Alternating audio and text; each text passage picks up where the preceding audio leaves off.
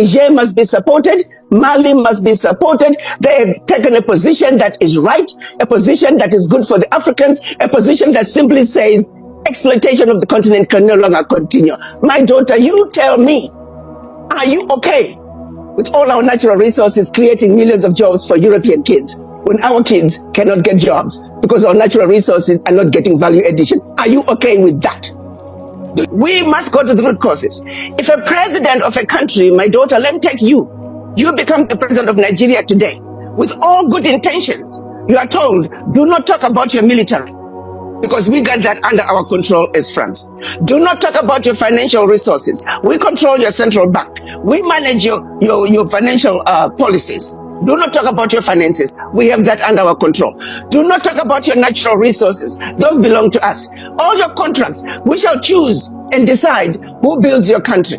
Now, if you stay away from all that, you are now free to run your country. What do you have? You've given up your natural resources. You've given up control of your financial resources. You've given up control of your military. What kind of a leader are you? I don't care what intentions you have. I don't care how Pan-African you are. I don't care how smart you are. Your hands are tied behind your back and you're blindfolded and you're supposed to engage in a fight and win.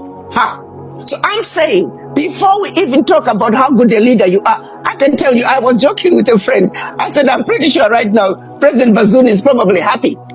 Because what kind of country was he leading? He had no power. He had nothing to control. That's a joke of a leadership. So once we understand that, we then go back and say, okay, fine. With whatever you were given, what have you done with it? Chinese do not look to outsiders to build China. Europeans do not look to outsiders to build Europe. No one else looks outside their region to build their regions. Why do we Africans, why must we always look outside to support Niger? We must come together as a continent. We must speak with one voice. If we do not speak with one voice, even those who tried, are you trying to say Kwame Nkrumah didn't try? He tried, but he was alone. He was not supported by many African countries. Had Africa come together, when the African Union in Addis Ababa in 1963, when Kwame Nkrumah and the Casablanca group were saying Africa for the Africans and African Union now, had the Casablanca succeeded back in 1963, Africa would be sitting in a different position. So my message to the Africans is, any African country that tries to stand up against the West alone without the support of other African countries, they are not going to succeed. Make no mistake about that. We are a tiny little dot in the ocean. But when we come together as a continent, that's why Niger must be supported, Mali must be supported. They have taken a position that is right, a position that is good for the Africans, a position that simply says exploitation of the continent can no longer continue. My daughter, you tell me, are you okay with all our natural resources creating millions of jobs for European kids when our kids cannot get jobs because our natural resources are not getting value addition? Are you okay with that? Do you call that democracy?